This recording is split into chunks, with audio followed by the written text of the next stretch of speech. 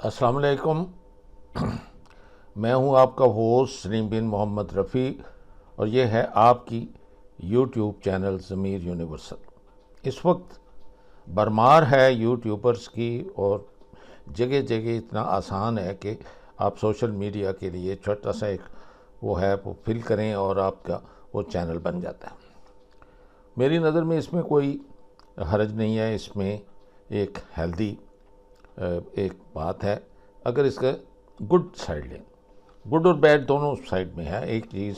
کو اگر آپ استعمال کریں اور کریں غلط کام کے لیے تو اس میں آپ کو گناہ ہے، اور وہ سوسائٹی کے لیے بھی ایک قسم کا زہر ہے، قاتل ہے۔ جیسے پورنوگرافی ہے، جس طرح سے یہ ٹک ٹاک پہ بچیاں میک اپ کر کے اور وہ جس طرح سے وہ باتیں منہ بنا کے کرتی ہیں، نہ پوری طرح سے پردہ ہوتا ہے،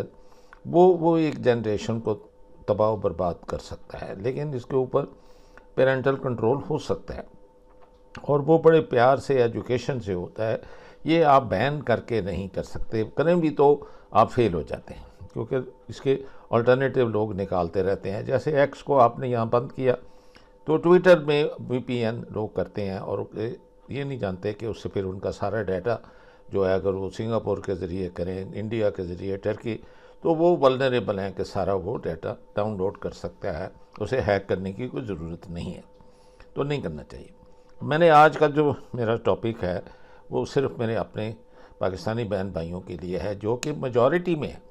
اور میں وہ سائلنٹ میجورٹی کی بھی بات کر رہا ہوں۔ اور میں بلوچستان میں، کیونکہ میں نے ایکسٹینسولی گیا ہوں، میں زیارت گیا ہوں، ایک نہیں دفعہ کئی مرتبہ گیا ہوں، کوئٹہ گیا ہوں، وہاں رہا ہوں میں ان P T D C colleges میں قائد اعظم کے وہاں ان کے جس ریزیڈنسی میں گیا، ان کا جو سونے کا کمرہ دیکھا، جہاں بیمار تھے وہاں سب کچھ میں نے وہ دیکھا، میں نے وہ سور کے درخت دیکھے۔ تو میں یہ اپنے جو بلوچ بہن بھائیوں کو سڑک کے دونوں طرف بیٹھے دیکھا، بلوچی عورتوں کو وہ جو مشق ہوتی ہے چمڑے کی، اسے میں پانی لیتے ہوئے ماؤنٹینس کے ٹاپ پہ جاتے اور لے جاتے دیکھا۔ میں نے سب لائف دیکھی، بروکن میں نے سڑکیں دیکھیں، یعنی بے حد میں نے خستہ حالی دیکھی وہاں پر۔ اور وہ کوہ مردار سے شروع ہو کر، جو کہ آؤٹسکرٹس آف اس میں کوئٹہ میں ہے، تو میں زیارت اور بیک ٹو دیٹ کافی سارا ایریا کور کیا بائی روڈ، تو دیکھا میں نے کس طرح سے وہاں پر حالات ہیں۔ تو میرا خیال ہے کہ ان لوگوں کا پروٹیسٹ کرنا کہ وہ ان کو ڈیولپمنٹ میں ان کو نہیں کچھ دیا گیا، یہ جائز ہے۔ اور اسی طرح ہی میں کہہ سکتا ہوں کہ بہت سارے علاقے جو ہیں کے پی کے وہ بھی اسی طرح سے ہیں، وہ ان کے ساتھ بھی ناانصافی ہوئی ہے۔ اس میں وزیرستان ہے، بٹا ہے، بہت سارے وہ وہاں پہ لنڈی کوتل لنڈی خانہ، اس طرف راستے میں بھی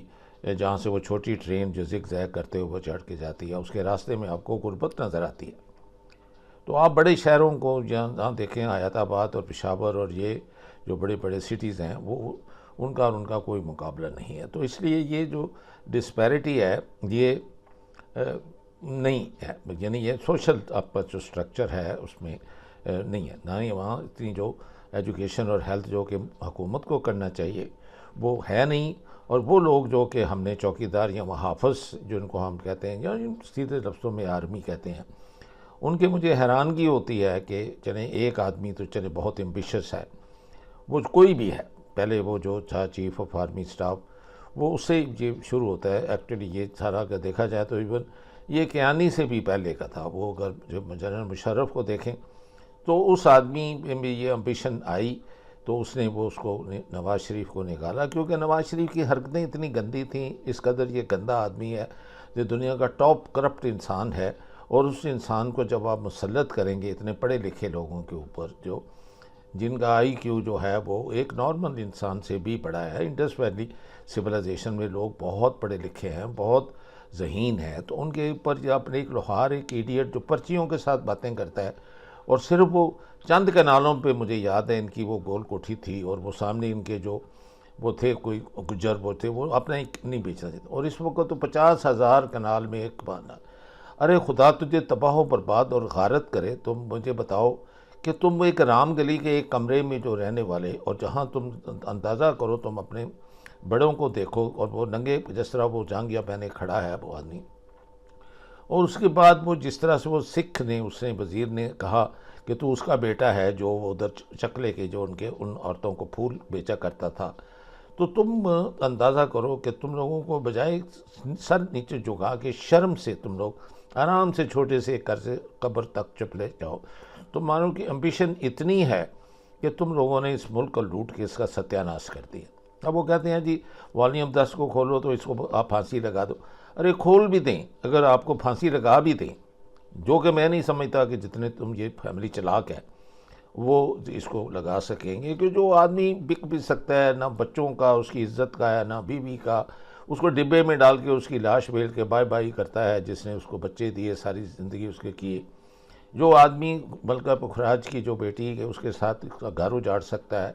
وہ کچھ بھی کر سکتا ہے. اسی طرح دوسرے کا ہے اس کا وہ کینسر سروائیور اپنے آپ کو کہتا ہے ارے تو نے 8 عورتوں کی زندگی تباہ کی، 8 گھر تو نے اجاڑے،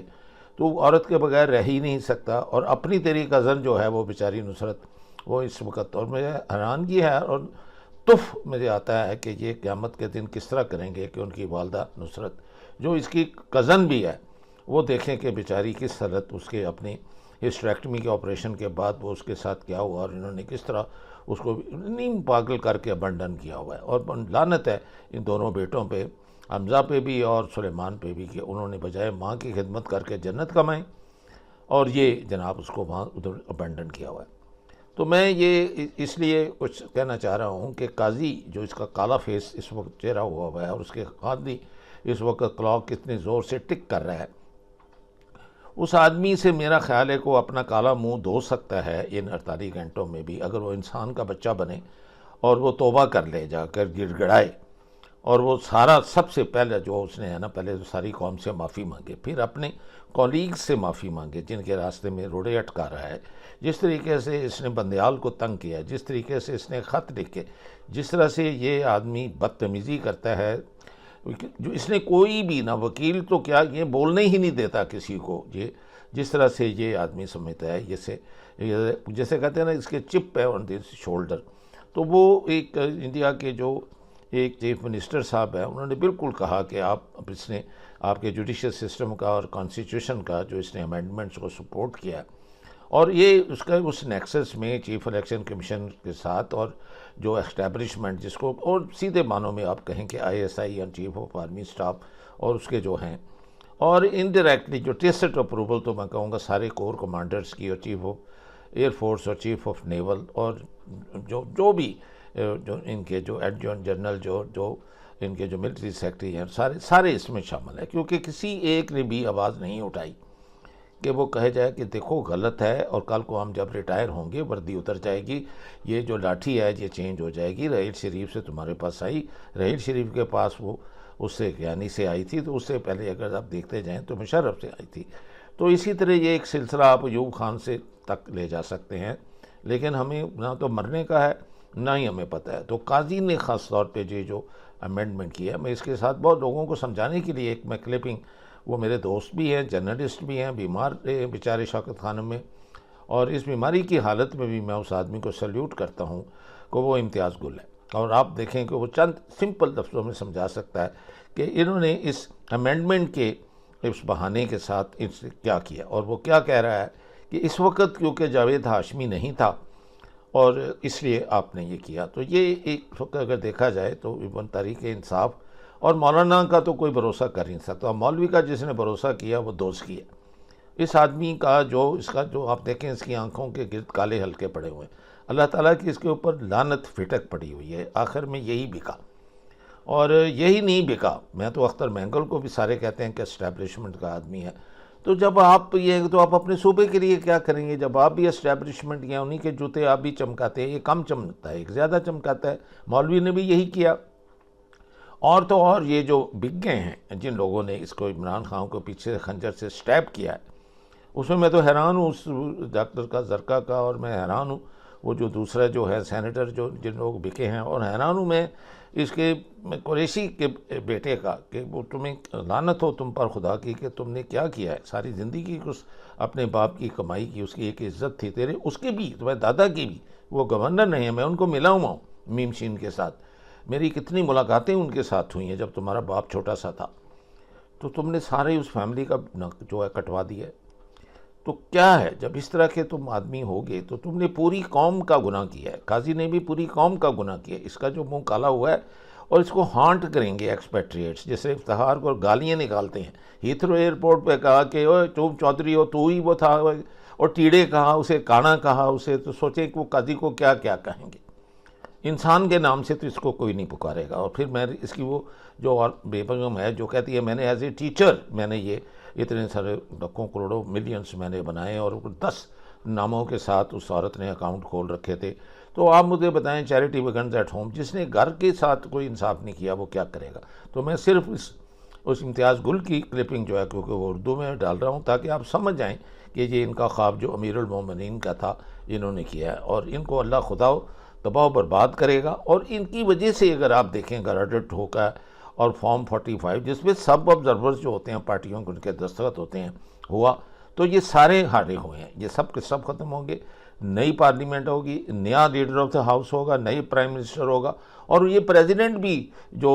بیرون کلب کا ٹکٹ بیچنے والا، اپنی بیوی کا قاتل، اور جس قسم کی اس کی حرکتیں، جتنے لوگوں کو اس نے مروایا ہے، یہ بھی وہاں پریزیڈنٹ ہاؤس سے اس کو دھکے مار کے نکال دیا جائے گا۔ تو اس کے دستخط یا نوٹیفیکیشن وڈ مین نتھنگ۔ اب یہ رہا ہے کہ وکیلوں کا، اس وقت وکیل بولتے ہیں یہ لوگ کہ یہ وکیل نہیں کامیاب ہوئے تھے افتخار کو ریسٹور کرنے کے لیے، یہ کیانی کی ایمبیشن تھی، جس نے کال کیا تھا اعتزاز حسن کو کہ قافلہ لاہور کے آؤٹ سائڈس میں روک لو، یہاں نہیں آؤ، میں نے اس کو انتظام کر لیا۔ تو وہ کیونکہ آئی ایس آئی کا چیف بھی رہا تھا، تو اس نے ہی سارا مینیپولیٹ کر کے تو اسی نے یوز کر لیے کندھے اس نے اس گدھے کے جو بیٹھا ہوا ہے اس وقت پریزیڈنٹ ہاؤس میں۔ اور اس کی تو آپ کی ساروں کی نفرت جو ہے یہ اتنی جلدی ختم نہیں ہونا چاہیے، ان پیپل کو قبر تک آپ ہانٹ کریں گے تو تب عبرت حاصل ہوگی۔ قاضی کو بھی نہیں چھوڑیں اور ان کو بھی نہیں چھوڑیں، ان کا پبلک ٹرائل یہی ہوگا۔ یہ آزاد کشمیر جائیں، گلگت بلتستان جائیں، بلوچستان جائیں،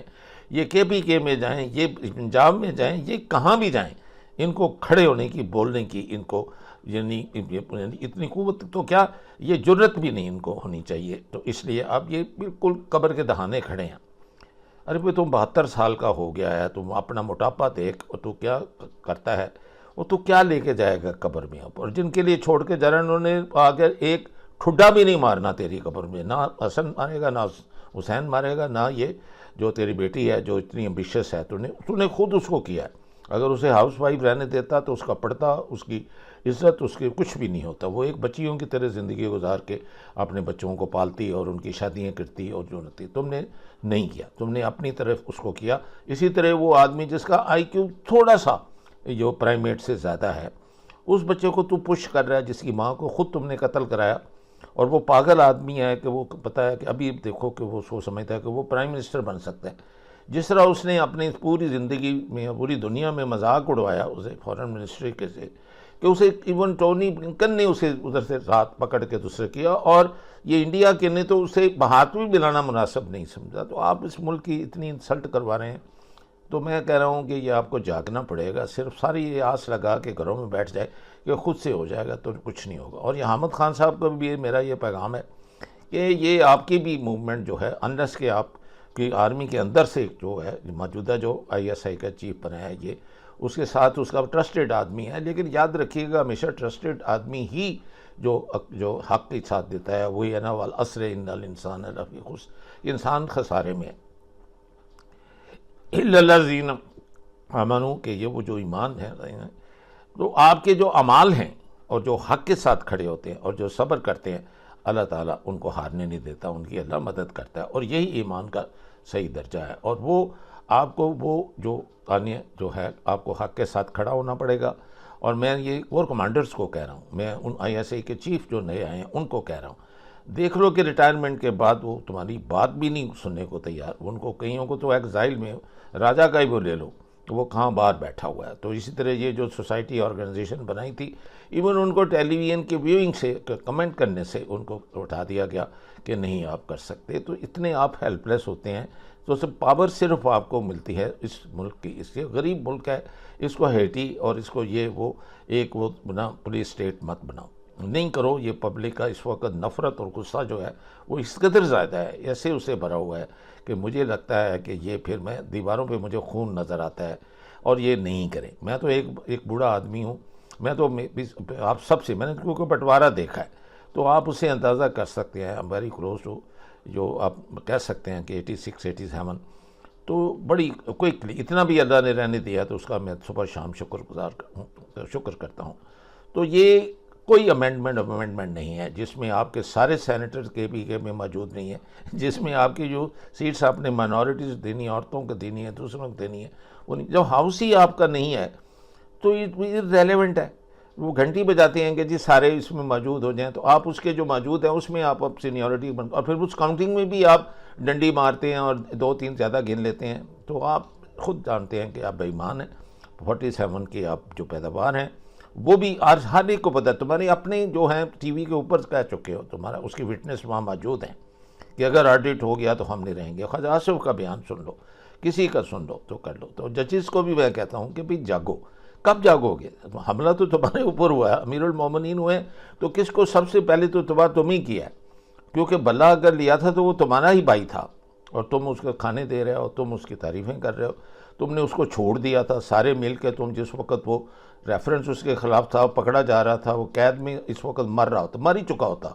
تو آپ نے اس کو ریسکیو کیا، اس کو چھپایا، اس کا ریفرنس ختم کرایا اور ایسے ایسے قانون بنا دیے کہ آپ نے ایف پی آر کو کہہ دیا کہ جی یہ کیا الٹا چور کو تو کو ڈانٹے. یہی باجوہ نے کیا بھائی کہ ایسے تم نے میرا وہ سارا بتا دیا کہ بہو میری ایک کچھ میں بلینئر کیسے بن گئی ہے. ارے کیوں نہیں، تم کہاں سے آئے ہو اور وہ کون سا قاضی ہیں؟ تو تمہیں خدا کے واسطے تمہیں یہ میں اپیل کرتا ہوں کہ پورے لوگوں کو جاگو. اگر کرنا ہے تو پھر اٹھو، پھر سب کی صرف کالے کوٹ والوں پہ نہیں رہنے تو مدد کرو. اور میں کور کمانڈروں سے بھی کہتا ہوں کہ اٹھو. میں نہیں کہتا کہ آپ کسی کو کسی غلط طریقے سے اس کو نکالیں یا اس کے خدا نہ خواستہ کوئی آپ کوئی اپنے جو ہے وہ کسی قسم کی بغاوت کا عنصر ہو، لیکن حق کے لیے اگر کھڑے ہو کر کریں گے تو آپ دیکھیں گے کہ ایون جیسے آپ کے سامنے ہے کہ مشرف اپنی جو قدرتی موت وہ بیچارہ گیا، اس کو یہ کسی وہ جو جیسے اس وہ ایک جج نے جو بدتمیزی کی تھی کہ اس کو مار کے ہینگ کرو تو یہ کرو وہ کرو، یہ نہیں کرتے. مکہ میں آپ نے فتح کے وقت سب کو معاف کر دیا تھا. تو میرا نہیں خیال کہ عمران ہو یا کوئی اور ہو، جو کوئی بھی اور ہو جو گورنمنٹ میں آئے گا وہ ان کو معاف نہیں کرے گا، وہ معاف کر دے گا. اور یہی ایک اچھے مومن کی اور مسلمان کی نشانی. اور ان الفاظ کے ساتھ میں آپ سے اجازت لیتا ہوں. السلام علیکم دوستو. 20 اکتوبر ایک اور ہنگامہ خیز دن، تاریخی دن. مبارک ہو آپ سب پاکستانیوں کو. اور یہ مبارکباد سب سے پہلے بلاول زرداری نے اپنے ارکان کے ہمراہ پوری قوم کو دی کہ انشاءاللہ 26ویں ترمیم پاس ہو جائے گی. اور یہ بیان انہوں نے دیا سینٹ کے اجلاس سے پہلے، اور اس کے بعد کے حالات سے آپ بالکل واقف ہو چکے ہوں گے اب تک. اور کسی نے اس کو کہا کہ یہ سویلین مارشل لاء ہے، کسی نے کہا کہ یہ پارلیمان کی بالادستی کی طرف ایک اور قدم ہے، جبکہ معروف قانوندان حامد خان نے کہا کہ یہ ترمیم عدلیہ پہ ایک بہت بڑا حملہ ہے، عدلیہ کی آزادی پہ، اور اس کے اثرات کو زائل کرنے تک ملک بھر میں وکلاء اس کے خلاف تحریک چلائیں گے. مختلف نقطہ نظر ہیں اس میں. بلاول زرداری جے یو آئی جس کے تمام سینٹ میں تمام کے تمام ارکان نے اپنے ووٹ ڈالے ترمیم کے حق میں. ایمل خان عوامی نیشنل پارٹی کے، وہ بھی کوئی بعض مواقع پہ عجیب و غریب گفتگو کرتے رہے اپنی تقریر کے دوران. لیکن بہرحال آپ سب کو مبارک ہو 26ویں ترمیم. اور یہ جب ترمیم ہو گئی تو مجھے اتفاق سے 1997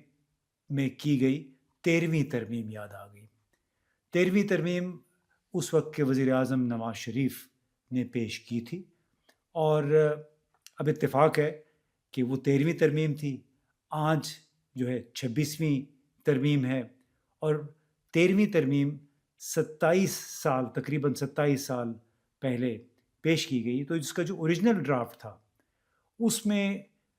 تمام تر تعیناتیوں کے اختیارات، یعنی چیف جسٹس سے لے کے چیف آف آرمی اسٹاف اور باقی سروسز چیفز، ان کی تعیناتیوں کا اختیار دیا جا رہا تھا وزیر اعظم کو. یعنی ایسے لگ رہا تھا کہ وہ وزیر اعظم اب امیر المومنین بن جائے گا، ایسا امیر المومنین جس کی کسی بھی بات سے اختلاف نہیں کیا جا سکے گا. یہ بالکل ویسے ہی جیسے ہمارے پڑوس میں افغانستان میں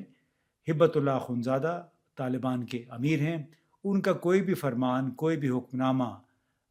وہ قابل چیلنج نہیں ہوتا، اور وہ ایک دفعہ انہوں نے کچھ بات کر دی، اس پہ مینوان پھر عمل بھی ہو جاتا ہے. اس وقت یعنی 1997 میں 2-3 لوگوں نے بڑی ہمت کی تھی ان تمام اختیارات کو چیلنج کرنے کی. ان میں جاوید ہاشمی بڑے پیش تھے، اور انہوں نے قومی اسمبلی کے کیفیٹیریا میں ہمارے ساتھ بات چیت کرتے ہوئے کہا تھا کہ میں اس سویلین مارشل لاء یا امیر المومنین بننے کی کوشش کا حصہ نہیں بنوں گا. اور اس کے بعد انہوں نے اپنے ساتھ چند لوگوں کو ملایا، اور اس کے نتیجے میں 13ویں ترمیم پھر کافی ڈائلیوٹ ہو گئی، کیونکہ اس کا براہ راست تعلق وزیر اعظم کے اختیارات سے تھا. اب جناب 26ویں ترمیم آ گئی. 26ویں ترمیم میں سپریم کورٹ کا از خود نوٹس کا جو اختیار ہے وہ لے لیا گیا ہے. اس میں جو سینیورٹی کا اصول طے پایا تھا آج سے کئی سال پہلے، وہ ختم کر دیا گیا ہے، اور 3 سینئر ترین ججوں کا ایک پینل ہوگا جس میں سے انتخاب کیا جائے گا چیف جسٹس کا. اب یہ بالکل ایسے ہی ہے جیسے کہ پاک فوج کے سربراہ کی تعیناتی ایک نارم بن گئی ہے، اور وہ یہ ہے کہ GHQ سے 3 نام آتے ہیں وزیر اعظم کے پاس، اور وزیر اعظم نے ان میں سے کوئی ایک نام چننا ہوتا ہے. وہ ان کی پھر وزیر اعظم کی ثوابدید ہے. اور نئی ترمیم میں البتہ ایک اور خوفناک بات یہ ہے کہ وزیر اعظم نے کوئی بھی ایڈوائس، کوئی بھی مشورہ دے دیا صدر کو، یا پھر کوئی بھی انہوں نے فیصلہ کر لیا اہم ترین جو امور ہیں ان سے متعلق، وہ کسی بھی عدالت میں چیلنج نہیں ہو سکے گا. یعنی وزیر اعظم جو ہے وہ عملاً سویلین مارشل لاء ایڈمنسٹریٹر ہیں یا امیر المومنین ہیں، جن کا کہا ہوا، جن کا فرمایا ہوا کیا گیا فیصلہ کسی عدالت میں چیلنج ہی نہیں ہو سکے گا. تو یہ جناب 27 سال کے بعد شہباز شریف صاحب بھی اب ایک امیر المومنین کی حیثیت اختیار کر گئے ہیں، بالکل ایسے ہی جیسے نواز شریف نے امیر المومنین بننے کی کوشش کی تھی، مگر اس وقت ایک جاوید ہاشمی ان کے سامنے کھڑے ہو گئے تھے اپنے ساتھ کچھ لوگوں کو ملا کے. اس مرتبہ کوئی جاوید ہاشمی کھڑا نہیں ہوا. البتہ واحد جو صاحب کھڑے رہے وہ تھے جناب مولانا فضل الرحمان. انہوں نے بظاہر تو بڑا زبردست کام کیا، اس کے لیے PTI نے بھی ان کا شکریہ ادا کیا ہے، لیکن آپ نے دیکھا کہ سینٹ میں تو ان کے 5 کے 5 ارکان نے ووٹ دے دیے، کیونکہ ان کا یہ کہنا تھا کہ جتنے بھی متنازع امور تھے وہ ہم نے ترمیم میں سے نکال دیے ہیں. اب اس حوالے سے آپ کو شاید سن بھی چکے ہوں گے کہ بلوچستان نیشنل پارٹی کے 2 ارکان کو بظاہر اغوا کیا گیا تھا. ان کو پارلیمنٹ ہاؤس میں ایک پچھلے عقبی راستے سے لایا گیا. ان کی حالت بھی کوئی اچھی نہیں تھی، اور ان کے سربراہ سردار اختر مینگل بار بار پوچھ رہے تھے کہ وہ لوگ کہاں ہیں، انہیں کہاں پہ چھپایا گیا ہے، اور یہ کہ میں نے ان کو اختیار نہیں دیا اس ترمیم کے حق میں ووٹ دینے کے لیے. لیکن آپ کو یاد ہے کہ قاضی فیض عیسیٰ صاحب اور 2 اور ججوں نے 63A جو آرٹیکل ہے اس کے حوالے سے جو تشریح پیش کر دی تھی، اور جو اپنے ہی سپریم کورٹ کا ایک پچھلا عمر عطا بندیال صاحب اور ان کے ساتھیوں کا کیا گیا فیصلہ جو ہے وہ نلیفائی کر دیا تھا. اور اس کا مطلب یہ تھا کہ آئندہ کوئی بھی رکن اسمبلی اپنی پارٹی کے خلاف، پارٹی کی رائے کے خلاف، پارٹی کے سربراہ کی رائے کے خلاف ووٹ دے گا تو وہ ووٹ شمار بھی ہوگا. آپ کو یاد ہے کہ پنجاب اسمبلی جب معطل ہوئی تھی تو اس میں ووٹنگ کا تنازع پیدا ہوا، تو پھر سپریم کورٹ نے یہ فیصلہ دیا تھا کہ اگر آپ کسی ایک پارٹی کے ٹکٹ سے منتخب ہوئے ہیں تو پھر آپ اس پارٹی کی رائے کے خلاف، اس پارٹی کے فیصلے کے خلاف نہیں جا سکتے. تو جناب قاضی فیض عیسیٰ صاحب نے اپنا کام کر دیا، اور بہت سارے کاموں کے علاوہ الیکشن وقت پہ نہیں ہو سکے، پھر پی ٹی آئی سے بلے کا نشان انہوں نے لے لیا تھا، اور اس کے بعد جو 63A یعنی فلور کراسنگ ارکان اسمبلی کی، اس سے متعلق جو انہوں نے فیصلہ دیا، اسی کے تحت بلوچستان نیشنل پارٹی کے جو 2 ووٹ تھے جو کہ حکومت کو حکمران اتحاد کو درکار تھے، وہ 2 ووٹ ان کو مل گئے سینٹ میں، اور اس کے بعد وہ سینٹ سے ظاہر ہے ترمیم پاس ہو گئی۔ قومی اسمبلی میں بھی کچھ یہی حال دیکھنے کو ملا۔ اب مسئلہ بنیادی طور پہ یہ ہے کہ 26ویں ترمیم اگر مکمل طور پہ اس پہ عمل درآمد ہوتا ہے تو اس صورت میں ایک طرف تو وزیر اعظم کو تمام فیصلے کرنے کا اختیار حاصل ہوگا، صدر اور کوئی عدالت ان فیصلوں کو چیلنج نہیں کر سکے گا۔ اس کے ساتھ ساتھ ایسا لگتا ہے کہ وزیر اعظم کو مسلح افواج کے سربراہان کی تعیناتی کے ساتھ ان کا اختیار تو ہوگا، ظاہر ہے رسماً ان کے پاس نام تو آئیں گے، لیکن جمعیت علماء اسلام کی یہ تجویز تھی، وہ غالباً اس پہ عمل درآمد بھی ہوگا کہ فوج کے سربراہ کو قبل از وقت ریٹائرمنٹ یا ملازمت سے برخاست کرنے کا معاملہ،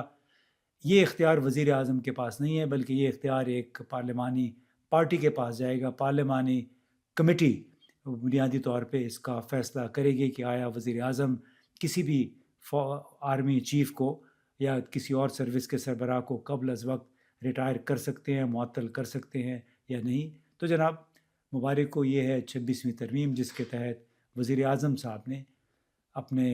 ان کے بھائی تو امیر المومنین نہیں بن سکے تھے، لیکن ان وزیر اعظم کو کم از کم یہ ٹائٹل اب آپ ضرور دے سکتے ہیں کہ 26ویں ترمیم کی صورت میں 20 اکتوبر 2024 یقینی طور پہ پاکستان کی تاریخ کا ایک اور انتہائی سیاہ دن تھا، اور یہ ایک ایسا سیاہ دن تھا جس کے بعد آنے والی رات بھی بڑی تاریخ تھی۔ اس دن کو یاد کر کے پتہ نہیں کیوں مجھے بالی ووڈ کا وہ گیت، بہت پرانا گیت و گانا یاد آ رہا تھا، جس کے کچھ فکرے اس طرح سے تھے: ہزار راہیں مڑ کے دیکھیں کہیں سے کوئی صدا نہ آئی۔ مجھے ایسا لگتا ہے کہ عمران خان کی طرف سے اگر یہ میسج جو ہے علی امین گنڈاپور کو اور بیرسٹر گوہر علی خان کو دیا جائے، ہزار راہیں مڑ کے دیکھیں کہیں سے کوئی صدا نہ آئی، اور علی امین گنڈاپور اور بیرسٹر گوہر کی طرف سے عمران خان کے لیے یہ جملے ہوں گے کہ بڑی وفا سے نبھائی تم نے ہماری تھوڑی سی بے وفائی۔ 20 اکتوبر 2024 کی جو بھی نحوست ہے اس سے بہت زیادہ پریشان ہونے کی ضرورت نہیں ہے۔ کیا ہوا، کیسے ہوا، کیوں ہوا، اس کے بعد کیا ہونا ہے، اس کی خاصی تفصیلات میرے پاس ہیں، یہ میں آپ سے شیئر بھی کرتا ہوں۔ لیکن اس سے پہلے کچھ چھوٹی موٹی اور بھی چیزیں آپ کو بتاؤں کہ ایک بہت ہی پڑھا لکھا جوش کپل جس سے میری ملاقات ہوئی، ایک پیرنٹ اسکول ٹیچر پہ، وہ مجھے ملنے آ گیا تھا۔ بہت لمبی ہو گئی میٹنگ، اور میں نے جب اپنا ویلاگ کرنا تھا اینڈ اس وقت وہ لوگ وارد ہوئے، اور بہت ہی خلاف توقع یہ 3 گھنٹے کی ایک پوری سیٹنگ ہو گئی، جس میں مجھے بہت کچھ سیکھنے کا، اور اس کپل کی بہت زیادہ ڈیپر پینیٹریشن اور انڈرسٹینڈنگ بھی ہے واشنگٹن کی فیڈرل گورنمنٹ کے اندر۔ تو بہت سی چیزیں مجھے ان سے سمجھنے کا اور ایبزارب کرنے کا جو ہے مجھے موقع ملا، جس کی کچھ تفصیلات میں ہو سکتا ہے بعد میں آپ سے شیئر کرتا رہوں مختلف ویلاگز میں، لیکن اس وجہ سے میں اپنا ویلاگ نہیں کر سکا جو میں نے کرنا تھا، اسی وجہ سے اتنا لیٹ میں اپنا ویلاگ کر رہا ہوں۔ تاہم اسی حوالے سے بہت سی خبریں بھی آپ کے ساتھ شیئر کر سکتا ہوں۔ پہلے تو اس خبر کو یہ ایبزارب کریں، اس سے پہلے کہ ہم امینڈمنٹ کی کہانی کی طرف چلیں، جو 26ویں امینڈمنٹ کا نام نہاد ڈرامہ تھا۔ جنرل عاصم منیر صاحب نے ایک بڑا ایکسپینسو نیا لابسٹ، ریپبلکن لابسٹ ہائر کیا ہے واشنگٹن ڈی سی میں، اور جس کی تفصیلات جو ہے وہ ایک آدھ دن میں جو فارن ایجنٹ رجسٹریشن ایکٹ فارا کی سائٹ ہے اس سے آپ کو مل جائے گا۔ اپیرنٹلی کوئی کم از کم $20,000 مہینے سے ہو سکتا ہے، اس سے بھی زیادہ کا انہوں نے یہ لابسٹ جو ہے وہ ہائر کیا، بہت انفلوئنشل لابسٹ انہوں نے ہائر کیا ہے، اور لابسٹ کو انہوں نے جو ٹاسک دیا ہے اس سے پتہ یہ چل رہا ہے کہ جنرل موصوف جو ہیں وہ اپنی بدنامی جو ان کی اس وقت واشنگٹن میں پاکستانی امریکنز کر رہے ہیں کانگریس کے سامنے، سینٹ کے سامنے، اس سے وہ بہت زیادہ پریشان ہیں۔ اور لابسٹ کو پہلا ٹاسک یہ دیا گیا ہے کہ جنرل صاحب کی بدنامی اور ان کے بارے میں یہ مسلسل جو لیٹر بازی ہو رہی ہے کانگریس کے اندر، جیسا کہ میں آپ کو اسکرین کے اوپر GVS کی 2 سٹوریز دکھاتا ہوں کہ جو حال ہی میں first Pakistan global alliance for democracy اور بھی بہت سے جو باسٹن کے گروپس ہیں، انہوں نے جو ایک لیٹر سرکولیٹ کروایا US کانگریس میں، جس میں اب 48 سگنیچر اب تک ہو چکے ہیں۔ ٹیوزڈے کو اس لیٹر نے مکمل ہونا ہے، اور میرا خیال ہے 50 سے زیادہ سگنیچر اس پہ ہو جائیں گے۔ اس لیٹر کے جو کی سپانسرز ہیں وہ کانگریس مین سمر لی ہیں، کانگریس مین گریگ کسار ہیں، کانگریس مین جم میک گورن ہیں، اور بھی بہت سے ڈیموکریٹک کانگریس مین جو ہیں وہ اس کا حصہ ہے۔ اور یہ لیٹر جو ہے وہ سیکرٹری اسٹیٹ سے یہ ڈیمانڈ کرتا ہے کہ پاکستان کے جو ٹاپ ملٹری آفیشل ہیں including the army chief general Asim Munir, ان کے ایسٹ فریز، ان کے ایسٹس کے اوپر فریز لگایا جائے امریکہ اور امریکہ کی جورسڈکشن میں، اور ان کی جو ٹریولنگ ہے اس کے اوپر ایک ویزا بین جو ہے امپوز کیا جائے۔ چانسز اس کے بڑے کم ہوتے ہیں، لیکن اس کے باوجود اتنا ایک پریشر جو ہے وہاں پہ پڑ رہا ہے کہ ایک اس بہت ایکسپینسو لابسٹ کو ہائر کیا گیا ہے۔ اچھا، لابسٹ کو ہائر کیا گیا ہے اپیرنٹلی اسلام آباد پالیسی ریسرچ انسٹیٹیوٹ کے نام سے، اپری کے نام سے، کیونکہ فوج یا انٹیلیجنس جو ہے وہ خود سے تو کوئی لابسٹ امریکہ میں ہائر کر نہیں سکتی قانونی طور پہ، تو ہمیشہ ایک فرنٹ پہ کسی اور کو کھڑا کیا جاتا ہے۔ مزے کی بات یہ ہے کہ 2020-21 میں انہوں نے پاکستان تحریک انصاف کو کھڑا کیا، ایک لابسٹ ہائر کیا جو پاکستان تحریک انصاف ہی کے خلاف جو ہے وہ اس وقت کام کر رہا تھا۔ اس سے پتہ کیا چلتا ہے، what's a moral of the story? Moral of the story یہ ہے کہ پاکستانی امریکن کمیونٹی جو کچھ بھی ایفرٹ کرتی ہے، تھوڑا کرتی ہے، زیادہ کرتی ہے، اس سے تکلیف وہاں پہ بہت زیادہ ہوتی ہے، اور اس کا مطلب یہ ہے کہ پاکستانی امریکن کمیونٹی کو زیادہ سے زیادہ انوویٹو طریقے اختیار کرنے چاہیے جنرل عاصم منیر صاحب کو تنگ کرنے کے لیے۔ اب تھوڑا سا میں اگر اسی پوزیشن سے آگے چلا جاؤں، بڑی امپورٹنٹ یہ پوائنٹ ہے، پھر ہم آتے ہیں ذرا 26ویں امینڈمنٹ کی طرف۔ پاک پیک ایک بہت ہی انفلوئنشل پاکستانی لابسٹ گروپ ہے جس نے بہت سے ایشوز کے اوپر بہت زیادہ کام کیا، کیری لوگے بل پہ بڑا کام کیا۔ حال ہی میں 2024 کے اندر ہاؤس ریزولوشن 901 جو پاس ہوا تھا 368/7 کا، اس کے اوپر بھی پاک پیک نے بہت زیادہ کام کیا تھا۔ اسی پچھلے 48 گھنٹوں میں پاک پیک نے پریزیڈنٹ ڈونلڈ ٹرمپ کو، جو پریزیڈنشل انڈورسمنٹ ہوتی ہے امریکہ میں، پریزیڈنٹ کے لیے ڈونلڈ ٹرمپ کو انہوں نے انڈورس کیا۔ جب انہوں نے ڈونلڈ ٹرمپ کو انڈورس کیا، یعنی کہا کہ ہم کو سپورٹ کرتے ہیں، تو جو اور بہت سی، اور باقاعدہ انہوں نے اس کے حوالے سے ایک ٹویٹ کیا، بڑا کلیئرلی انہوں نے اس کو ایکسپلین بھی کیا اپنے ریزنس کو، لیکن جو دوسرے پاکستانی گروپس ہیں وہ خاصے پریشان ہو گئے، بڑے پزل ہوئے۔ میں نے اس قسم کی ایک میٹنگ بھی اٹینڈ کی جس میں 50 سے زیادہ لوگ جو ہے وہ شامل تھے، جس میں موسٹلی فزیشنس تھے، اور یہ جو باقی سارے پاکستانی گروپس تھے جس میں فرسٹ پاکستان گلوبل بھی ہے، الائنس فار ڈیموکریسی بھی ہے،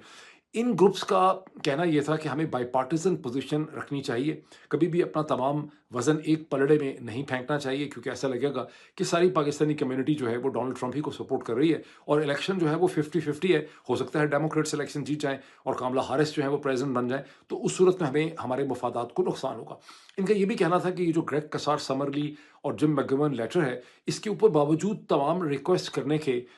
کسی بھی ریپبلکن نے اس کو انڈورس نہیں کیا۔ اس کو جتنا بھی سائن کیا ہے، انڈورس کیا ہے، وہ 48 کے 48 جو ہیں وہ ڈیموکریٹک ہیں، اور ڈیموکریٹک جو ہیں وہ ہمارے پوائنٹ آف ویو کو انڈرسٹینڈ کرتے ہیں، جبکہ ریپبلکن جو ہیں وہ CIA کی طرف یا پینٹاگون کی یا سینٹ کام کی طرف جو ہے وہ دیکھتے ہیں۔ تاہم میں نے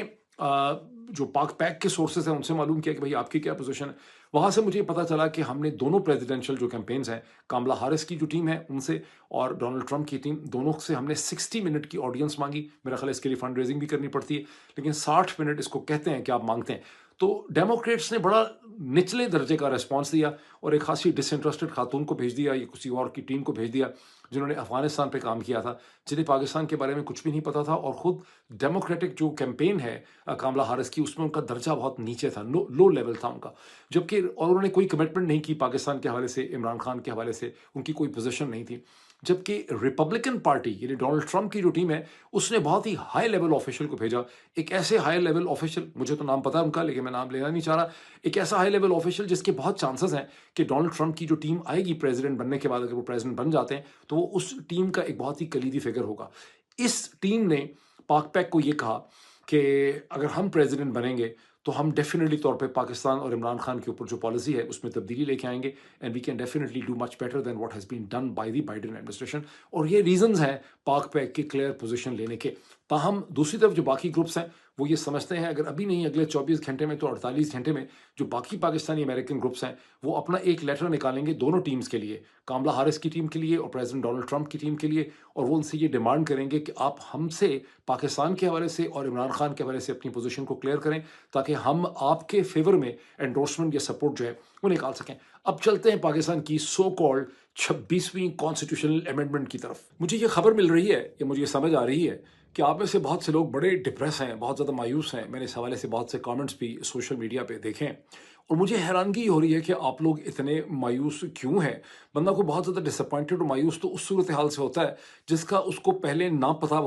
ہو کوئی غیر متوقع قسم کی شاکنگ چیز ہو جائے۔ اگر آپ نے میرا پچھلا ویلاگ دیکھا ہوگا اور بہت سے اور لوگوں کے ویلاگ دیکھے ہوں گے تو ہم سب اس حقیقت سے واقف تھے کہ شریف زرداری عاصم مافیا نے یہی کرنا ہے، بیکاز ان کا اپنا سروائیول ایٹ سٹیک ہے، اور انہیں کسی نہ کسی فارم میں اس سپریم کورٹ اور اس عدلیہ کی ان کو کنٹینیوشن چاہیے جو قاضی فائز عیسیٰ کی شکل میں انہوں نے کھڑی کر رکھی ہے سپٹمبر 2023 سے۔ قاضی فائز عیسیٰ نہ بھی ہوں تو کم از کم قاضی فائز عیسیٰ کی روح جو ہے وہ سپریم کورٹ کے اندر رہ سکے، ان کو یہ چیز اچیو کرنی تھی۔ اور میرے پچھلے ویلاگ میں نے یہ بہت اسٹرانگلی یہ کہا تھا، بڑا آؤٹ آف دا وے جا کے میں نے کہا تھا کہ یہ بہت ضروری ہے کہ اس پورے ڈرامے اور ناٹک کے ساتھ پاکستان تحریک انصاف اپنے آپ کی مکمل لا تعلقی کا اعلان کر دے اور اس کا کسی بھی طرح سے حصہ نہ بنے۔ گو کہ دیر کر دی پاکستان تحریک انصاف نے یہ پوزیشن لیتے ہوئے، لیکن مجھے بڑی خوشی ہے کہ پاکستان تحریک انصاف نے بالآخر ایک اصولی پوزیشن لی، اور انہوں نے اس کی ہر لیول پہ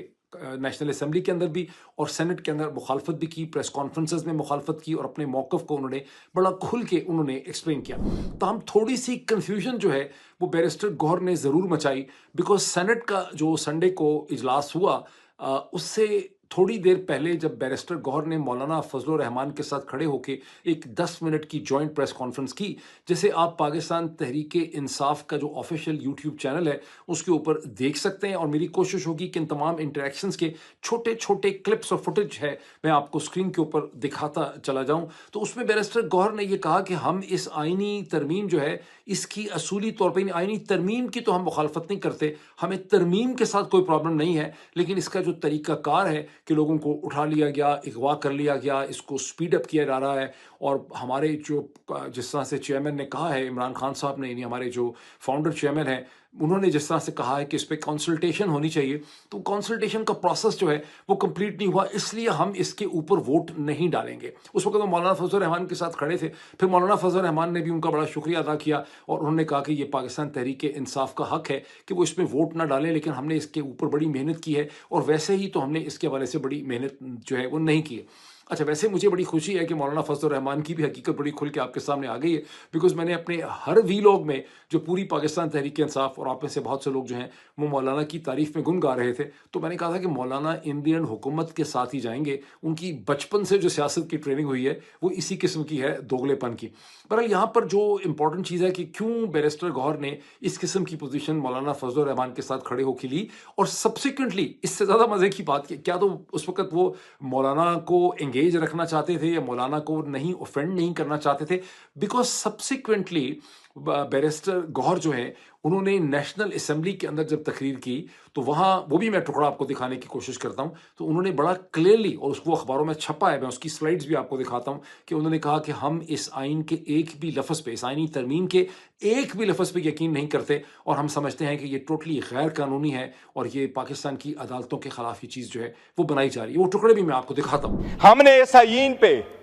مولانا صاحب سمیت حکومت کے ساتھ کسی ایک لفظ پہ بھی اتفاق نہیں کیا۔ دیکھیے بیرسٹر گوہر کی جو پوزیشن تھی نا مولانا فضل الرحمان کے ساتھ کھڑے ہو کے، اور نیشنل اسمبلی کے اندر ان کی جو پوزیشن ہے جس کے درمیان میں تقریباً 10-11 گھنٹے کا فرق پڑ جاتا ہے، بیکاز نیشنل اسمبلی کا تو سیشن ہی شروع ہوا رات کے 12 بجے اور وہ صبح کے 5 بجے تک چلتا رہا، اس میں خیر بیرسٹر گوہر جلدی چلے گئے تھے، لیکن بیرسٹر گوہر کی وہاں کی پوزیشن مولانا کے ساتھ اور نیشنل اسمبلی کی پوزیشن کے درمیان میں پاکستان تحریک انصاف کے اور بہت سے لیڈرز نے بیرسٹر گوہر کی پوزیشن کے خلاف پوزیشن لے لی، اور اس میں سب سے واضح جو اسٹرانگ پوزیشن لی وہ سلمان اکرم ڈاڈا صاحب نے لی۔ بیرسٹر گوہر نے جب پوزیشن لی تو فوری طور پہ ٹھک ٹھک کر کے ڈان اخبار اور ٹریبیون اور اخباروں نے اس کی ہیڈ لائن بنا دی کہ تحریک انصاف کہتی ہے کہ اصولی طور پہ ہم اس امینڈمنٹ کے خلاف نہیں ہیں۔ تو یہی سوال انیکا نثار جو آج کل ARY نیوز پہ ہوتی ہیں، ویسے مجھے بڑی حیرانگی ہوتی ہے جب ARY نیوز کی ان کو چاہیے تھے 64 سینٹ میں 2/3 کو پورا کرنے کے لیے، اور ان کو 6 ووٹوں کی کمی تھی۔ اس سٹیج کے اوپر 6 سینیٹر جو ہیں، اور اسی طرح سے نیشنل اسمبلی کے کم از کم 11 جو MNAs ہیں نیشنل اسمبلی کے، اور 6 سینیٹر جو ہیں وہ ان کمیونیکاڈو تھے، اپنی اپنی جماعتوں سے ان کا تعلق رابطہ جو ہے وہ نہیں ہو رہا تھا۔ اس میں پاکستان تحریک انصاف کی 2 سینیٹر جناب ڈاکٹر زرکا سہروردی صاحبہ اور سینیٹر فیصل تھے۔ اس میں بلوچستان نیشنل پارٹی BNP جو ہیں اس کی نسیمہ احسان سینیٹر اور قاسم رونجو مسنگ تھے یا انکمیونیکاڈو تھے، جنہیں بعد میں آپ کو پتہ ہے پولیس کسٹڈی میں لایا وغیرہ بھی گیا. اور JUIF کے 2 سینیٹرز کے بارے میں مولانا کی جماعت کا یہ کہنا تھا کہ سینیٹر احمد اور سینیٹر عبدالشکور جو ہیں وہ مسنگ ہیں اور انکمیونیکاڈو ہیں. تاہم سورسز کا یہ کہنا ہے کہ جتنے بھی لوگ انکمیونیکاڈو تھے یہ نیسیسریلی کوئی اغوا نہیں ہوئے تھے، اغوا بالجبر کا چکر نہیں تھا، بلکہ یہ کوآپریٹو ارینجمنٹ میں تھے اور لوگوں کو اور آپ سب کو ہم سب کو بیوقوف بنانے کے لیے یہ پوری کہانی ڈالی گئی تھی. اس کی کچھ تفصیلات میں مزید آپ سے شیئر کرتا ہوں. اب اچھا، اب اس میں ایک چیز یہ دیکھیں کہ جب فیصل واڈا نے ایک بڑا گندا سا سیکشل جسٹر بنایا بعد میں، وہ جب گاڑی سے نکلے، نہیں وہ بعد میں بنایا انہوں نے، جب ان کو لوگ مٹھائی کھلا رہے تھے تو انہوں نے وہ ایک بازو کا نشان اس طرح کر کے بنایا، وہ تو خیر بعد کی بات ہے. لیکن فیصل واڈا کا ایک وہ کلپ بھی آپ میں سے بہت سے لوگوں نے دیکھا ہوگا، میں کوشش کرتا ہوں مجھے مل جائے تو میں آپ کو دکھاؤں، جس میں فیصل واڈا کہتے ہیں کہ امینڈمنٹ تو ہر صورت آج پاس ہونی ہی ہے، اب عزت اسی میں ہے کہ یہ لوگ آئیں اور امینڈمنٹ کو سپورٹ کر دیں، ورنہ امینڈمنٹ تو پاس ہو جانی ہے. ہمارا سوال یہ ہونا چاہیے کہ آئینی ترمیم پاس ہوگی، آج کی تاریخ میں اللہ کے حکم سے انشاءاللہ پاس ہوگی، ود اور ود آؤٹ. سب ہوں گے تو اور اچھا ہوگا، نہیں ہوں گے تو بھی اچھا ہوگا. تو ہمارا تو اٹس اے ون ون. یہ وہ پاکستان تحریک انصاف کو نہیں کہہ رہے تھے، یہ وہ مولانا فضل الرحمان کے حوالے سے کہہ رہے تھے، بیکاز اس وقت تک مولانا فضل الرحمان مسلسل اپنے پوائنٹ آف ویو سے شریف زرداری ٹولے کے ساتھ بارگیننگ کر رہے تھے کہ میں آؤں گا، کہ میں ساتھ نہیں آؤں گا. آنا انہوں نے تھا ہی، لیکن وہ اپنی قیمت والا جو ہے وہ بڑھا رہے تھے. تو مولانا جس سٹیج کے اوپر جوائن کرتے ہیں اور اپنے 5 سینیٹرز کو اندر لے آتے ہیں، اس وقت 2 سینیٹرز مولانا کے مسنگ بھی تھے. جب مولانا جوائن کرتے ہیں تو نمبرز گیم کے بعد صرف ایک یعنی 58+5 آ جاتے ہیں تو 63 ہو جاتے ہیں. ایک کی کمی رہتی ہے، 2 پورے کیے جاتے ہیں جب BNP کے سینیٹرز کو پولیس کسٹڈی میں وہاں پہ لایا جاتا ہے. لیکن وہ ڈرامہ کیا تھا، کیا واقعی وہ اتنے مجبور تھے؟ غالباً جو اختر بینگل صاحب ہیں وہ انہوں نے بہت زیادہ اس پہ بلیو نہیں کیا، ان کو بہت زیادہ یقین اس چیز کے اوپر نہیں ہے، اور وہ یہ سمجھتے ہیں کہ یہ کہانی تھی، اور انہوں نے ان کے ریزگنیشن جو ہے وہ فوری طور پہ اس کا مطالبہ بھی انہوں نے کر لیا. سمجھنے والا یہ ہے کہ جو 6 سینیٹرز مسنگ تھے ان میں سے 2 کا استعمال کیا گیا اور باقی 4 کا استعمال نہیں کرنا پڑا. 2 تو مولانا کے تھے، وہ آ ہی گئے، اور پاکستان تحریک انصاف کے جو 2 سینیٹرز ہیں ان کا استعمال نہیں کرنا پڑا. لیکن وہ استعمال ہو سکتے تھے، اگر مولانا نہ آتے تو ان کی یوٹیلیٹی جو ہے وہ ہو سکتی تھی. اور شک یہی ہے کہ وہ بھی اغوا وغیرہ نہیں تھے، بلکہ وہ ایک کوآپریٹو فریم ورک کے اندر آپریٹ کر رہے تھے. یہ صورتحال بہت بہتر سمجھ آ جاتی ہے جب آپ نیشنل اسمبلی کے نمبر گیم میں دیکھتے ہیں، جہاں 10 یا 11 جو ہیں وہ لوگ مسنگ ہیں، ان کے نام میں ابھی آپ کے ساتھ شیئر کرتا ہوں. اس میں سے اب جب نمبرنگ گیم شروع ہوتی ہے تو 224 چاہیے نمبر PMLN اور زرداری پورے ٹولے کو، اور 224 میں سے 212 ان کے پاس اپنے ہیں، 12 انہوں نے وہاں پہ پورے کرنے ہیں. اگر ان کے ساتھ 8 لوگ مولانا کے جوائن کرتے ہیں تو 212 + 8 کا مطلب ہے 220 ہو جاتے ہیں. 4 ان کے پھر بھی رہ جاتے ہیں. وہ 4 کی کمی جو ہے وہ پاکستان تحریک انصاف کے وہ جو آزاد امیدوار ہیں، آزاد کینڈیڈیٹ ہیں، جنہوں نے کبھی بھی ان رائٹنگ تحریک انصاف کو جوائن نہیں کیا تھا، وہ وہاں پہ استعمال کیے جاتے ہیں. ظاہر انہوں نے اپنے اچھے خاصے پیسے کھڑے کیے ہوں گے، میری انڈرسٹینڈنگ ہے. اور اس میں جو لوگ ہیں وہ کون ہیں؟ اس میں ظہور قریشی ہیں جو گم تھے، انکمیونیکاڈو تھے. اورنگزیب کھچی ہیں جو انکمیونیکاڈو تھے. مبارک زیب ہیں جو کچھ دنوں سے انکمیونیکاڈو تھے. عثمان علی ہیں جو کچھ دنوں سے انکمیونیکاڈو تھے. لیکن باقی جو تھے 10 میں سے باقی 6 کا کیا ہوا؟ وہ جو 6 تھے اس میں ایک بہت مشہور شخصیت جناب زین قریشی صاحب، اس میں ریاض فتیانہ، اس لسٹ میں تھے چودھری الیاس، اس لسٹ میں تھے حاجی امتیاز، اس لسٹ میں تھے مقداد علی، اور اس لسٹ میں تھی انیکا بھٹی صاحبہ. اب یہ کس کھاتے میں فٹ ہوتے ہیں؟ سورسز کا کہنا یہ ہے کہ یہ بنیادی طور پہ اسٹینڈ بائی ارینجمنٹ تھا کہ اگر کہیں اور سے کہ مولانا ساتھ آئیں تو پھر ان کو آپ نے استعمال کرنا تھا. ان کو استعمال نہیں کرنا پڑا، اور یہ ابھی فیوچر میں استعمال ہو سکتے ہیں، بیکاز اب ان کے پاس یہ کہنے کو ہے کہ یہ تو بالکل لائل تھے، ان کی کوئی اور وجوہات تھیں گم ہو جانے کی، انکمیونیکاڈو ہونے کی. اس میں جو سب سے انٹرسٹنگ جو کیس ہے وہ ہے زین قریشی صاحب کا. زین قریشی صاحب نے ویسے تو اس پورے ایونٹ کے بعد نیشنل اسمبلی کی جو ووٹنگ ہو گئی اس کے بعد زین قریشی نے ایک ویڈیو میسج انہوں نے ایشو کیا ہے جو ان کے ٹویٹر ہینڈل پہ ہے، اور میں آپ کو دکھانے کی بھی چھوٹا سا اس کا ایک ٹکڑا دکھانے کی بھی کوشش کروں. بسم اللہ الرحمن الرحیم.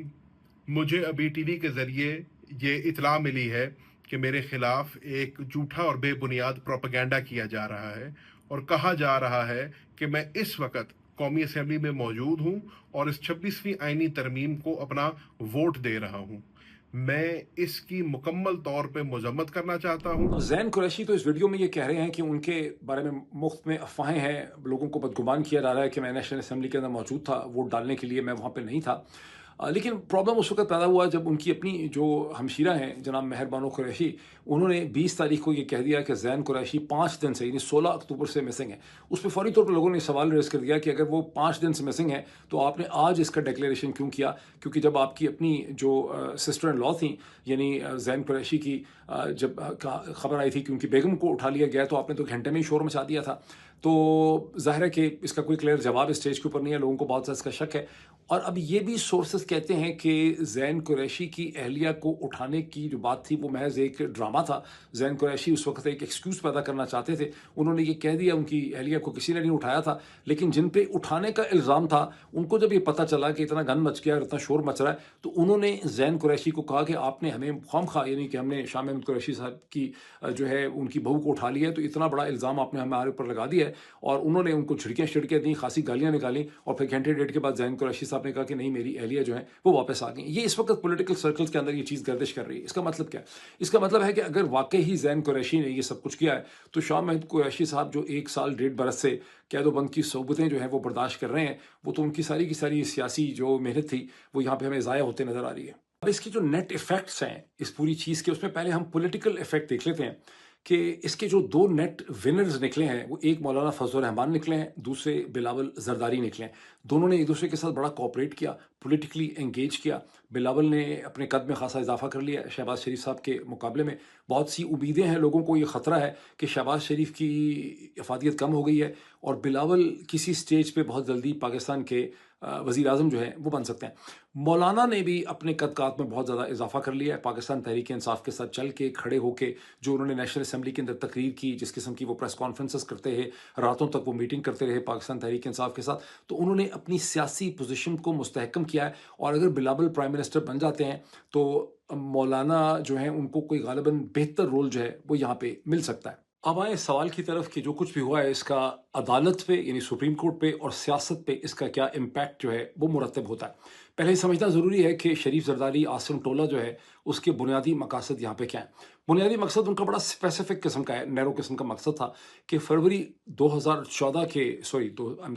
8 فروری 2024 کے جو انتخابات ہیں اس کی کسی بھی طرح سے عدالت کی یا الیکشن ٹریبیونل کی ذریعے ہم نے اس کی اکاؤنٹیبلٹی جو ہے وہ نہیں ہونے دینی، اور اس اکاؤنٹیبلٹی کا راستہ روکنے کے لیے بہت ضروری تھا کہ قاضی فائز عیسیٰ صاحب کی روح جو ہے وہ عدالت کے اندر کنٹینیو کرے۔ ذہن میں یہ بھی رکھنا بہت ضروری ہے کہ جو کچھ بھی کیا گیا ہے سپٹمبر اکتوبر 2023 سے لے کے اب تک وہ قاضی فائز عیسیٰ صاحب کی طرح کی شخصیت کے بغیر ہونا ممکن ہی نہیں تھا۔ جس طرح سے انہوں نے مسلسل فیصلے کیے، 1 2 نہیں درجنوں، جس طرح سے انہوں نے پاکستان تحریک انصاف سے بلہ چھینا، جس طرح سے انہوں نے الیکشن کمیشن کے ہر غلط فیصلے کو سپورٹ کیا، جس طرح سے انہوں نے الیکشن ٹریبیونل اس کا کام نہیں چلنے دیا، جس طرح سے اسلام آباد ہائی کورٹ سے آنے والی اپیلز یا مختلف ریفرنسز جو ہیں اس پہ انہوں نے کوئی ایکشن نہیں لیا، تو قاضی فائز عیسیٰ صاحب کی جو اتنی بریلینٹ قسم کی روح تھی اس کی کنٹینیویشن چاہیے شریف زرداری عاصم رجیم کو۔ حل انہوں نے یہ نکالا ہے کہ سپریم کورٹ پاکستان کو انہوں نے سپلٹ کر دیا ہے، سپلٹ کر کے اس کے 2 حصے کر دیے ہیں، ایک سپریم کورٹ رہ گئی ہے، ایک اس کے اندر ایک سپیریئر چیز بن گئی ہے اور وہ ہے کانسٹیٹیوشنل بینچ۔ اس کانسٹیٹیوشنل بینچ کا جو ہیڈ ہے اس کا نام ہوگا پریزائڈنگ آفیسر۔ میری اطلاع یہ ہے کہ وہ پریزائڈنگ آفیسر کے لیے جسٹس امین الدین خان جو ہیں ان کا چناؤ کر لیا گیا ہے، کیونکہ جسٹس امین الدین خان جو ہیں وہ سب سے قریب اور سب سے قابل اعتماد ہیں، نہ صرف قاضی فائز عیسیٰ صاحب کے بلکہ شریف زرداری عاصم ٹولہ جو ہے وہ ان سے بے تحاشا محبت کرتا ہے۔ اور گزشتہ چند مہینوں کے اگر آپ سپریم کورٹ کے بینچز کے فیصلے دیکھیں جہاں جہاں جسٹس امین الدین تھے تو آپ کو سمجھ بھی آتی ہے کہ وہ اتنی ہرد العزیز اور پیاری شخصیت جو ہیں وہ کیوں ہیں، تو وہ بن جائیں گے اس کے پریزائڈنگ آفیسر۔ اور جو سپریم کورٹ ہے وہ ایک طرح سے اس نئے کانسٹیٹیوشنل بینچ کے ماتحت ہو جائے گی۔ ماتحت ہو نہ ہو، جتنے بھی فیصلے جن سے تعلق ہے شریف زرداری عاصم رجیم کو جن فیصلوں کا خوف ہے وہ سارے کے سارے ڈیسیجنز، وہ سارے کے سارے میٹر اور ایشوز جو ہیں وہ کانسٹیٹیوشنل کورٹ کے پاس چلے جائیں گے، اور اس کانسٹیٹیوشنل کورٹ کی تشکیل ایک جوڈیشل کمیشن کرے گا، پرہیپس along with the پارلیمانی کمیشن، اور اس جوڈیشل کمیشن پہ 24-25 تاریخ تک قاضی فائز عیسیٰ صاحب جو ہیں ایز ایکٹنگ چیف جسٹس اس جوڈیشل کمیشن کے ہیڈ ہیں۔ اس کا مطلب ہے کہ آنے والے اگلے 24-48 گھنٹوں کے اندر آپ یہ فیصلے ہوتے دیکھیں گے۔ تو پھر جسٹس منصور علی شاہ صاحب کا کیا ہوگا؟ اب قانون قانون تو یہ بنا دیا گیا ہے کہ ایک پارلیمانی کمیٹی ہوگی، پارلیمانی کمیٹی کے سامنے 3 جسٹسز کے، سینئر جسٹسز کے نام آئیں گے، اس میں سے کسی ایک کا وہ چناؤ کریں گے ایز چیف جسٹس. لیکن خبر یہی ہے کہ منصور علی شاہ ہی کو اس کا چیف جسٹس بنایا جائے گا، بیکاز جب اس کا چیف، ایک تو اس کی وجہ یہ ہے کہ منصور علی شاہ، منیب اختر، اور منصور علی شاہ سے اگر وہ خائف ہیں تو منیب اختر سے تو ان کو بالکل ہی نفرت ہے، اور پھر اس کے بعد یحییٰ آفریدی ہیں، اور منصور علی شاہ، یحییٰ آفریدی اور اطہر من اللہ وغیرہ کے درمیان میں پرانے زمانے کی بڑی دوستی اور کولیجیل فیلنگ جو ہے ایگزسٹ کرتی ہے. اس لیے یہ ججز ایک دوسرے کو افینڈ نہیں کرنا چاہتے، اور حکومت اور رجیم اور قاضی اور شریف زرداری جو ٹولہ ہے، اور ان کے ساتھ جو بار ایسوسیشن ہے، پاکستان بار کونسل اور سپریم کورٹ بار ایسوسیشن، ان سب کی موجیں ہی موجیں ہو جائیں گی جب آپ منصور علی شاہ صاحب کو چیف جسٹس لگا دیں گے. بیکاز جتنا آرگومنٹ پاکستان تحریک انصاف نے اور رائیول وکلا نے بنایا تھا کہ جناب منصور علی شاہ کو چیف جسٹس نہیں بنا رہے، وہ سارے آرگومنٹس اور دلیلیں دم توڑ دیں گی جب آپ منصور علی شاہ صاحب کو چیف جسٹس بنائیں گے، اور ان کے پاس کوئی بہت زیادہ طاقت نہیں ہوگی. تاہم عمران خان کی رہائی ٹائپ قسم کے فیصلے جو ہیں وہ پھر بھی اس سپریم کورٹ کے سامنے آ سکتے ہیں. تو یہ تو ہے اب تک کی صورتحال. اب یہ تو اگلے 48 گھنٹوں میں پتہ چلے گا کہ یہ تھیسس جو ہے وہ صحیح ثابت ہوتا ہے کہ نہیں صحیح ثابت ہوتا. اب آئیں اس کروشل لاسٹ فنڈامنٹل بنیادی سوال کی طرف کہ کیا یہ سارا ڈھانچہ جو انہوں نے بنایا ہے یہ سسٹینیبل ہے؟ یہ چند مہینے چل سکتا ہے، یہ سسٹینیبل نہیں ہے. اس کی وجہ یہ ہے کہ جو اتنی بڑی انہوں نے واردات ڈالی تھی مئی 9 2023 کا جو انہوں نے ناٹک کھیلا، 6-7 مہینے انہوں نے اس کی موج لے لی. 6-7 مہینے کے بعد اس کا تمام نیریٹو بڑی سیریسلی چیلنج ہو گیا، عدالتوں کے اندر، میڈیا کے اندر، سوشل میڈیا میں لوگوں کو پتہ چل چکا ہے کہ 9 مئی ان کا ناٹک تھا. 9 مئی میں وہ کہتے ہیں کہ اس عاشقی میں عزت سادات بھی گئی. 9 مئی میں عام فورسز آف پاکستان کی گزشتہ 50 سال کی جو ساری پریسٹیج اور پولیٹیکل کیپٹل تھا وہ انہوں نے گٹر میں بہا دیا. اب یہ انہوں نے 9 مئی اور پھر الیکشن تھا 2024 کا، انفیکٹ 2024 کا جو الیکشن ہے فروری کا، وہ بذات خود ایک تھپڑ تھا 9 مئی کے پورے بیانیے کے اوپر. اب الیکشن کو اور 9 مئی کے بیانیے کو بچانے کے لیے جو انہوں نے الیکشن میں گند ڈالا ہے رات کو بندوقیں لے کے، اس سارے گند کو بچانے کے لیے انہیں عدالتیں ختم کرنی پڑ گئی ہیں، اور یہ پچھلے کئی مہینوں سے اس کے اوپر کام کر رہے تھے. اگر آپ نجم سیٹھی صاحب کی جو ویڈیو ڈسکشنز ہیں عائشہ کے ساتھ ان کو دیکھیں تو کئی مہینے پہلے انہوں نے کہہ دیا تھا کہ ججز کو ان کو ایمرجنسی لگانی پڑے گی، ججز کو ختم کرنا پڑے گا. اس کا مطلب کیا ہے؟ اس کا مطلب یہ ہے کہ ان کو ہر تھوڑی دیر کے بعد، چند ہفتوں مہینوں کے بعد نئے ایسے پولیٹیکل چیلنجز کھڑے ہوتے رہیں گے کہ ان کو اور ڈراسٹک سٹیپس اور ایکشن جو ہیں وہ کرنے پڑیں گے، جیسا کہ ان کو اس سٹیج پہ عدلیہ کو ختم کرنا پڑا. اصل جو چیلنج ان کا ہے وہ سڑک کے اوپر ہے، اصل چیلنج عوام میں ہے، لوگوں میں ہے. جتنا زیادہ لوگوں کے اندر ایک شعور ہوگا، ان کو انڈرسٹینڈنگ ہوگی، اور اتنا زیادہ ان کے مسائل میں اضافہ ہوگا، اور یہ ڈھانچے کو سسٹین جو ہے وہ نہیں کر سکیں گے. However there is a word of caution. Word of caution یہ ہے کہ آپ میں سے بہت سے لوگ فرینچ ریولوشن کی یا انقلاب ایران یا انقلاب روس کی بات تو کر دیتے ہیں، لیکن آپ یہ نہیں انڈرسٹینڈ کرتے کہ جو بھی ریولوشنز ہوتے ہیں اس میں صرف مار پیٹ ہی نہیں ہوتی، اس سے پہلے اس پہ کچھ نئے بریلینٹ قسم کے آئیڈیاز بھی ہوتے ہیں. فرینچ ریولوشن نے بہت سے آئیڈیاز پیدا کیے، کمیونسٹ ریولوشن نے آئیڈیاز پیدا کیے، اسلامک ریولوشن آف ایران جو ہے اس کی پیچھے پوری ایک پریپریشن تھی کہ ہمیں جب اسٹیٹ ملے گی تو ہم نے کیسے چلنا ہے. پاکستان میں آپ کو کوئی آئیڈیاز نظر نہیں آتے، اور آئیڈیاز کا جو فقدان ہے وہ آپ کو سب سے زیادہ لیگل کمیونٹی کے اندر نظر آتا ہے. یہ بھی دیکھ لیتے ہیں کہ اگلے چند آنے والے ہفتوں کے اندر پاکستان کی جو وکلا تحریکیں ہیں وہ اس پوری ڈیولپمنٹ پہ کس طرح سے ریئیکٹ کرتی ہیں. ابھی اتنا ہی، پھر آپ سے ملاقات ہوتی ہے. Thank you. Universal television کو سبسکرائب کرنا نہ بھولیں، اس کے بعد بیل بٹن پہ کلک کریں، اور اپنے کامنٹس کے سیکشن میں اپنے قیمتی جو خیالات کا اظہار ضرور